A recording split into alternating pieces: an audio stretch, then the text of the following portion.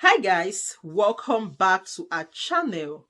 Good morning, good afternoon, good evening. I greet you all according to your time and locations.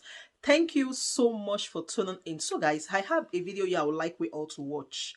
But before then, if you're meeting my channel for the very first time, you're highly welcome. Please kindly do well to like, share and subscribe. Leave your thought about this video on the comment section. Let us know what you think about this video and I will see you towards the end.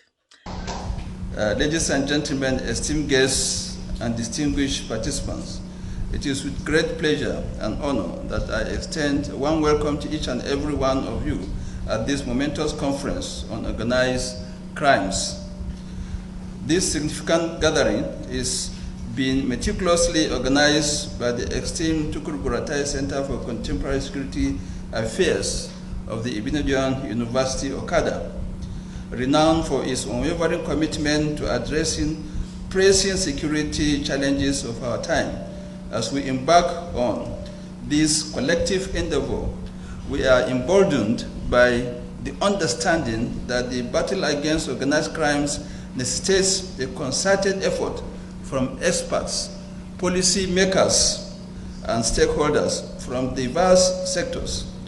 Over the course of this conference, we aim to foster a substantive exchange of ideas, insights, and innovative strategies that will contribute to the mitigation and eventual eradication of this pervasive threat to national security.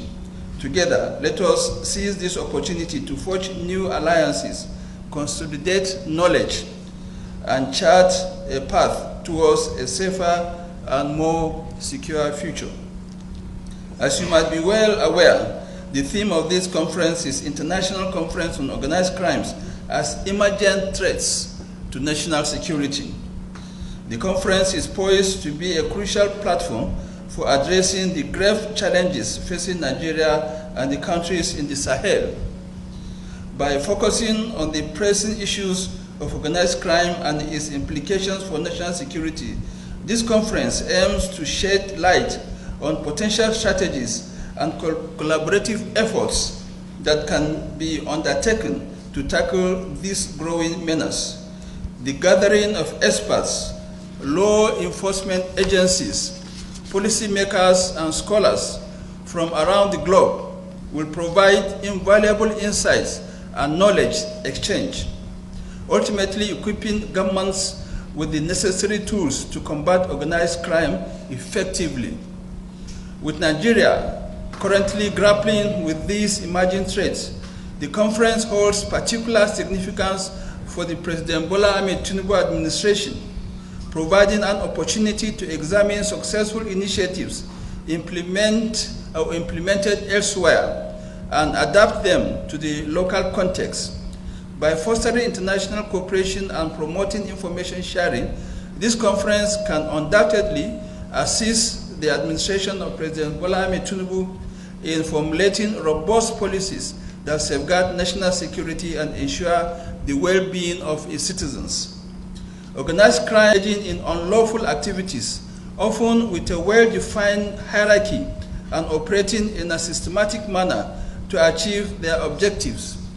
The Global Initiative Against Transitional or Transnational Organized Crimes define organized crime as, and I quote, as illegal activities conducted by groups or networks acting in concert by engaging in violence, corruption, or related activities in order to obtain directly or indirectly a financial or material benefit. Such activities may be carried out both within the country and transnationally, quote and unquote.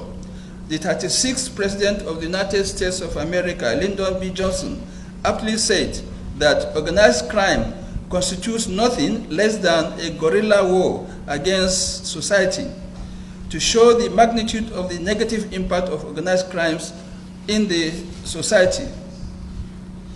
In Nigeria, organized crime has taken various forms reflecting the country's socio-economic challenges and political landscape. One notable episode of organized crime was the Maistetsine insurgency in the 80s, which saw a radical sect advocating for a shift, for a strict form of Islamic governance, resulting in violence and loss of lives. Another infamous case, as rightly quoted by the special guest speaker, the Anini saga is very well known to many of us and is there well recorded. Furthermore, banditry has become a major concern, particularly in the northwestern region, where armed groups engage in cattle rustling, armed robbery, and other criminal activities. The emergence of drug cartels has also contributed to the expansion of organized crime, and this, including the terrorism, has been well captured by the keynote speaker. From statistics, Nigeria has a criminality score of 7.15 out of 1 to 10, and it is ranked 5th out of 193 countries globally. You can't clap now, this is a very bad situation. It's a very bad situation.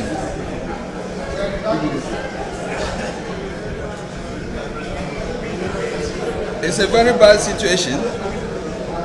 Now, in Africa, Nigeria is second, and first of its four and fourth in West Africa. As the index result shows, the countries with the highest criminality levels are those experiencing conflict or experiencing conflict or fragility. The Democratic Republic of Congo was identified as the country most affected by organized crime, followed by Colombia, Myanmar, Mexico, and Nigeria. Other high-scoring countries include Afghanistan, Iraq, and Syria, where countries have decimated the formal economies, led to mass displacement and an influx of weapons. Of the 54 African countries, 30 were assessed as having human trafficking markets, whose influence is either significant or severe, demonstrating the immense reach of this illicit economy, not least amid the pandemic, when economic devastation across the continent made people increasingly vulnerable in trafficking. In this context, arms trafficking was found to be the second most pervasive criminal market across Africa as a whole. The statistics are quite revealing. And with the current banditry in the Northwest especially, and being attracted by the mining activities of some criminal groups, this, if not quickly checked further, I think it will be a serious issue in the nearest future. The alarming reality of ongoing criminal activities ranging from the illicit theft of about 500 barrels of crude oil on a daily basis to the calculated displacement of communities for the purpose of mining minerals cannot be ignored. You are aware of recent, has been in the news, over 500 barrels of crude oil have been stolen on a daily basis. These multifaceted crimes not only undermine the stability and well-being of affected regions, but also perpetuate a cycle of violence and exploitation. It has been mentioned by the guest keynote speaker that the militants is one of their main activities. Crude oil theft and a lot of other criminal activities that take place, including kidnapping in the Niger Delta. The ongoing battle against organized crime requires a comprehensive and collaborative approach from law enforcement agencies, government entities, and the general public to protect the well-being and future of our beloved country. It is imperative that governments, international organizations, and law enforcement agencies collaborate to address these issues comprehensively by implementing stringent measures, conducting thorough investigations, and promoting sustainable development initiatives. By this, we can strive towards creating a safer and more equitable world order.